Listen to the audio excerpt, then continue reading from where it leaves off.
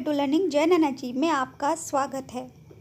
और स्टूडेंट, आज मैं लेकर आई हूँ आपके लिए हिंदी व्याकरण से शब्द युग्म। शब्द युग्म उसे कहते हैं स्टूडेंट जो दो शब्द एक जैसे ही सुनाई में आते हैं लेकिन उनके अर्थ अलग अलग होते हैं। तो आज की क्लास हमारी इन्हीं पर आधारित है, क्योंकि ये जो है हिंदी व्याकरण का यानी कि खंड खा में ही क्वेश्चन आते हैं स्टूडेंट, जो कि 2 मार्क्स के आते हैं।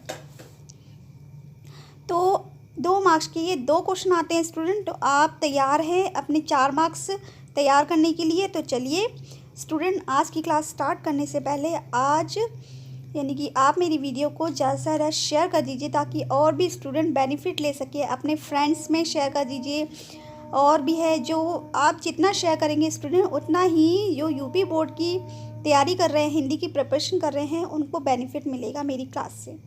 तो आइए क्लास को स्टार्ट कर लेते हैं। और क्लास को स्टार्ट करने से पहले आपको अगर मेरा वीडियो अच्छा लगता है स्टूडेंट, तो आप लाइक ज़रूर करिएगा।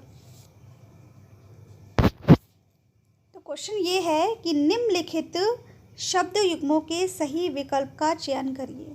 तो यहाँ पर विकल्प यानी कि उत्तर लिखा ही हुआ है स्टूडेंट। बस हमें ये समझना है कि ये 2 शब्द जो एक जैसे सुनाई देते हैं लेकिन इनके अर्थ अलग अलग होते हैं। जैसे कि पहला क्वेश्चन है श्रवण और श्रमण। तो इसका सही ऑप्शन है स्टूडेंट, ऑप्शन तो नहीं सीधे उत्तर बता दे रही हूँ, इसका उत्तर है कान और भिक्षु।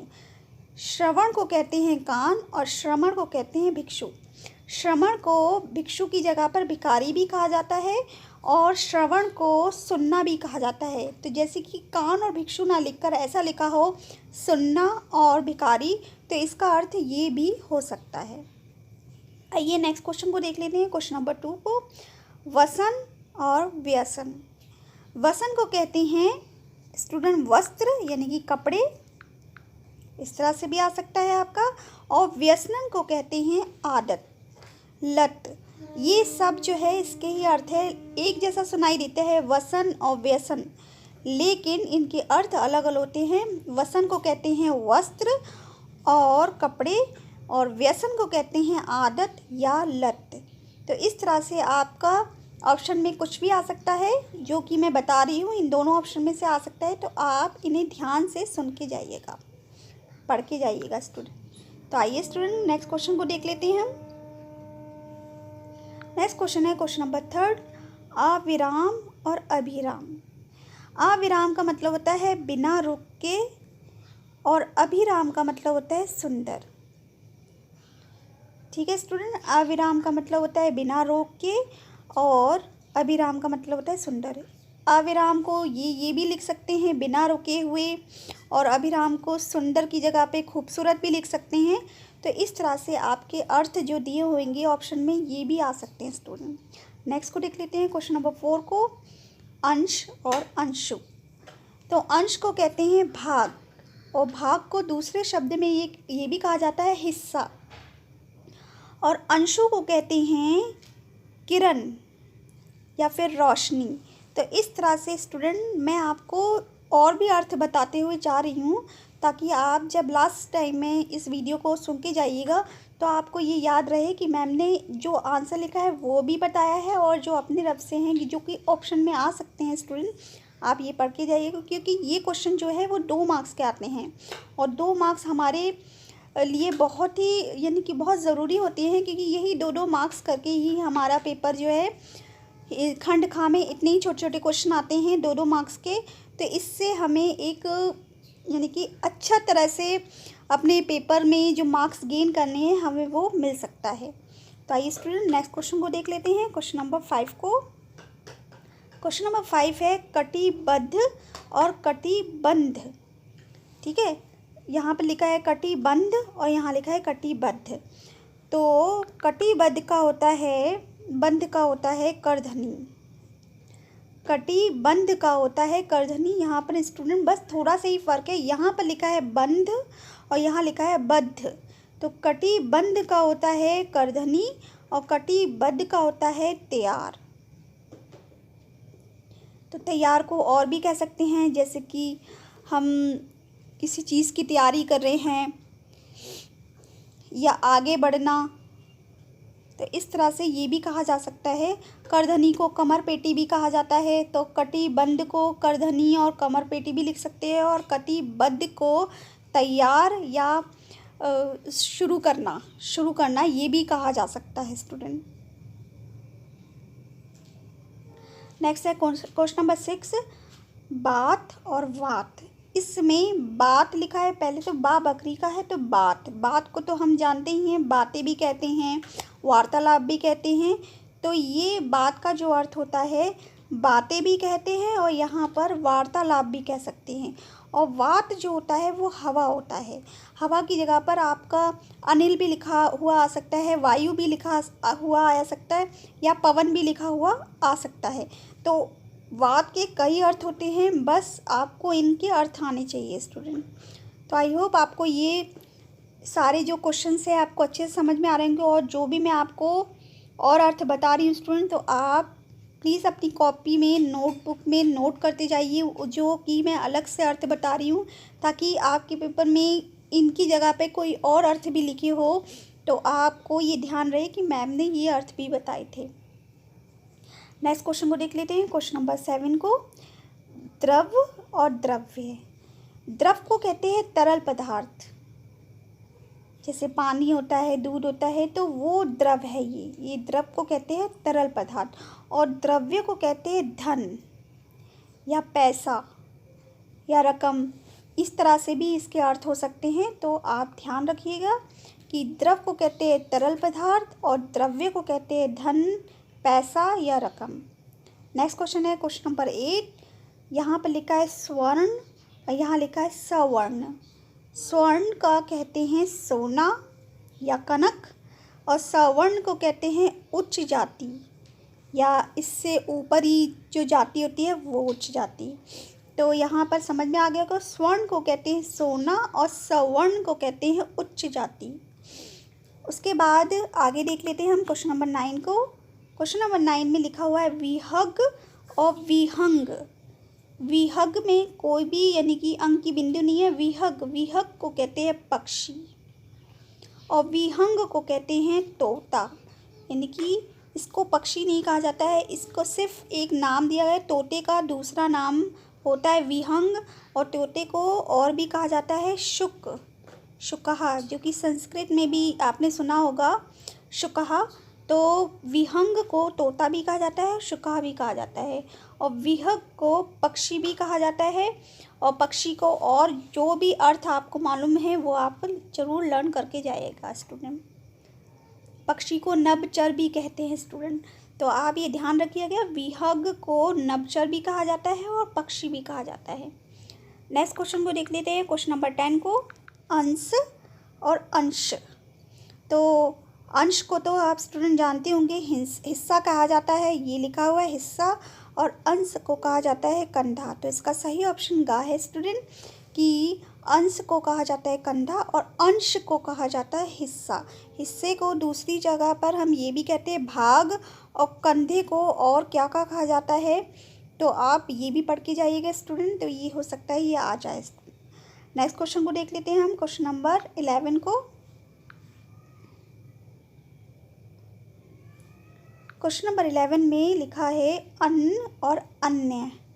तो अन्न को तो आप जानते ही हैं, अनाज कहा जाता है, और अन्य को कहा जाता है दूसरा, यानी कि अन्य कोई हम लोग बोलते हैं ना, जैसे दूसरा कोई, तो अन्य को दूसरा भी कहा जाता है और अन्न को कहा जाता है अनाज।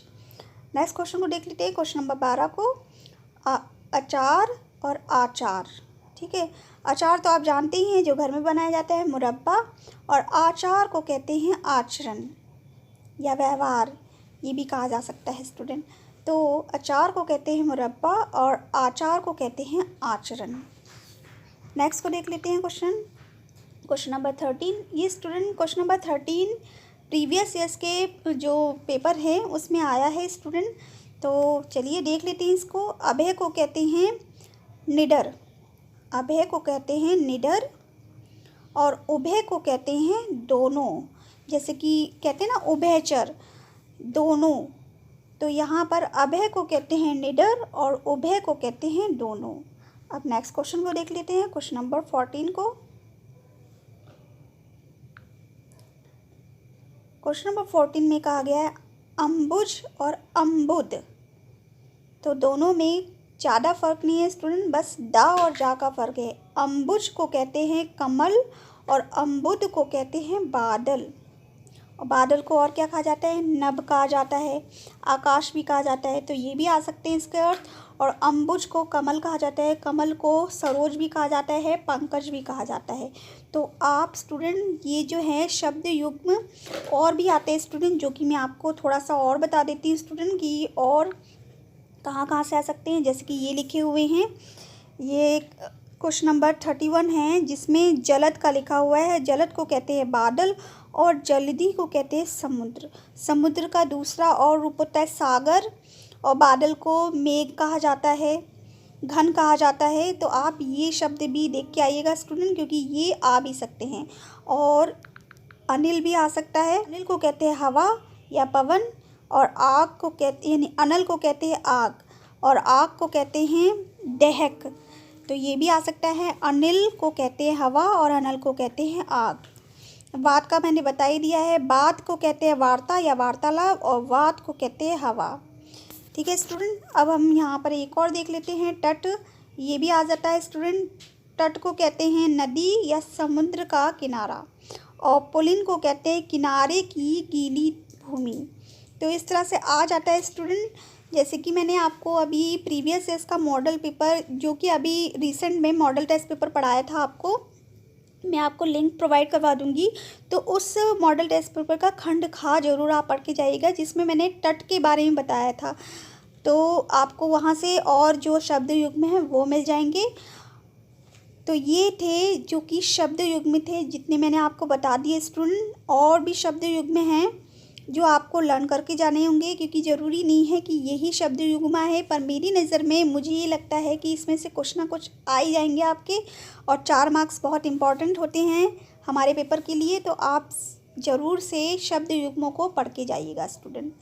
तो स्टूडेंट मैं इसी वीडियो में आपको आगे और एक और लेसन और कंप्लीट करवा दे रही हूँ, जिसको कहते हैं अनेकार्थक शब्द। तो अनेकार्थी शब्द वो होते हैं जैसे कि एक शब्द आपको दिया जाता है और उन शब्दों के कई अर्थ होते हैं, लेकिन हमारे क्वेश्चन पेपर में ये पूछा जाता है कि एक शब्द आपको दे दिया जाता है जिसमें से आपको 2 शब्द लिखने होते हैं। लिखने का मतलब होता है कि ऑप्शन में दे रखे होते हैं और आपको टिक लगाना होता है, आपको अपनी कॉपी में लिखना होता है। तो आइए हम वो चैप्टर को भी कंप्लीट कर देते हैं। सो स्टूडेंट, ये है अनेकार्थी शब्द। अनेकार्थी शब्द क्या होते हैं, जो कि मैंने अभी आपको बताया है, लेकिन फिर भी मैं आपको परिभाषा बता रही हूँ। जब एक शब्द के अनेक अर्थ हो तो उन्हें अनेकार्थ या पर्यायवाची शब्द कहते हैं। यानी कि ये एक तरह से अनेकार्थी शब्द को ही पर्यायवाची शब्द कहते हैं, जिसके एक शब्द दे रखा होता है स्टूडेंट आपको और 2 अर्थ लिखने होते हैं। तो यहाँ पर मैं बहुत सारे दे रखे हैं स्टूडेंट, मैं आपको बस इंडिकेट कर दे रही हूँ, यानी कि टिक लगा दे रही हूँ। तो वही आप पढ़ के जाइएगा, तो होप सो आपकी ये एग्ज़ाम में आ जाएंगे।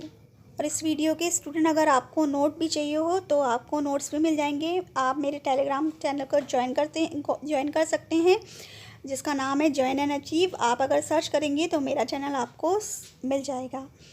तो आइए स्टूडेंट, हम अनेकार्थी शब्द को और देख लेते हैं।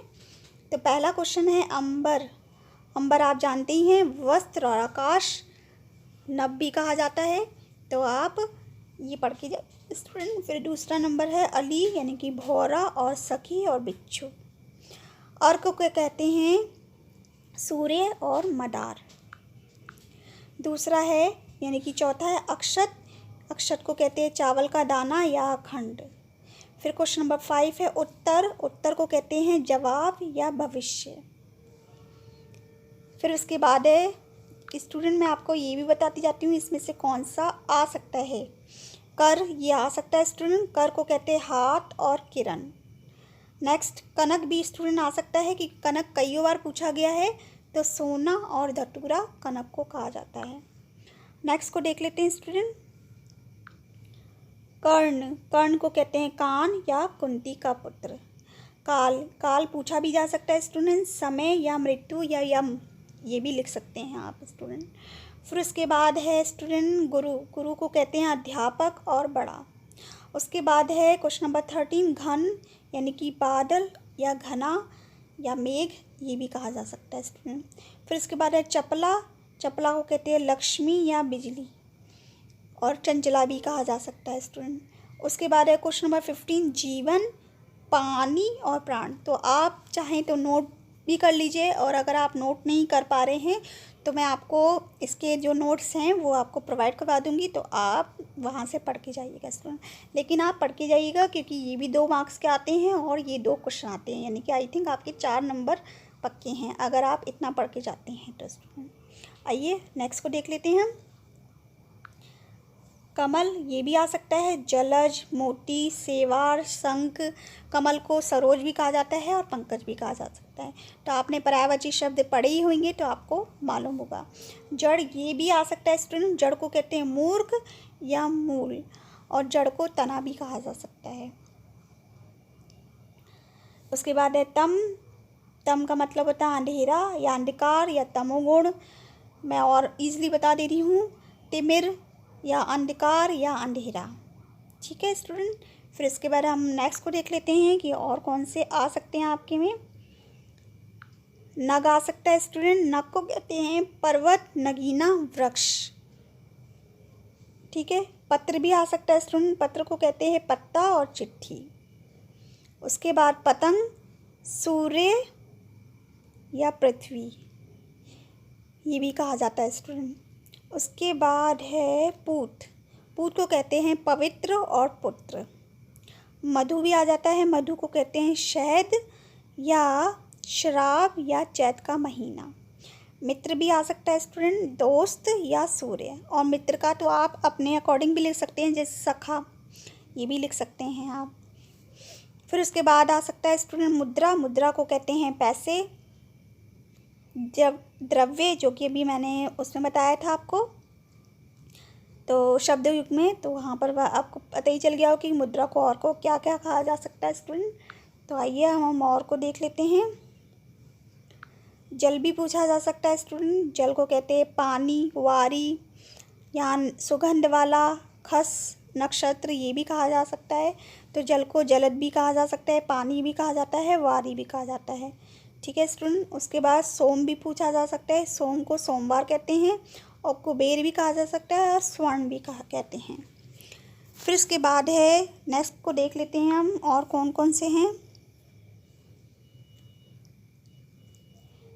इसमें से स्टूडेंट आ सकता है तो आपका शिव आ सकता है, शिव को कहते हैं महादेव कल्याण, और हरि को कहते हैं विष्णु बंदर सिंह। तो ये थे। और सरोवर भी यानी कि सर भी आ सकता है, तालाब और बाण या सरोवर। तो ये थे आपके अनेकार्थी शब्द जो कि आपके आ सकते हैं स्टूडेंट। इनमें से जो कि मैंने जितने आपको पढ़ा दिए हैं आप इन्हें ध्यान से पढ़ के जाइएगा। तो आज हमने पढ़े हैं स्टूडेंट अनेकार्थी शब्द और शब्द युग्म। तो आज के वीडियो में मैंने इतना पढ़ा दिया है, मैं बहुत जल्दी आऊँगी स्टूडेंट नेक्स्ट वीडियो लेकर। अगर आपको मेरा वीडियो ये अच्छा लगा हो तो आप ज़्यादा से ज़्यादा शेयर करिए, ताकि आपके साथ जो फ्रेंड्स हैं जो कि यूपी बोर्ड की प्रिपरेशन कर रहे हैं उनको भी बेनिफिट मिल सके। और वैसे भी ये बोला जाता है कि शेयर करना बहुत अच्छी बात होती है, तो आप ये एक अच्छी आदत अपने अंदर डालिए कि जो वीडियो आपको अच्छा लगता है उसको ज़्यादा से ज़्यादा शेयर करिए, क्योंकि शेयर करने से हमारा ही नहीं उन लोगों का भी भला होता है जिनको इसकी ज़रूरत है। तो चलिए स्टूडेंट, हम बहुत जल्दी आएंगे नेक्स्ट वीडियो लेकर। तब तक के लिए अपना ख्याल रखिए, खुश रहिए, सुरक्षित रहिए। Thank you.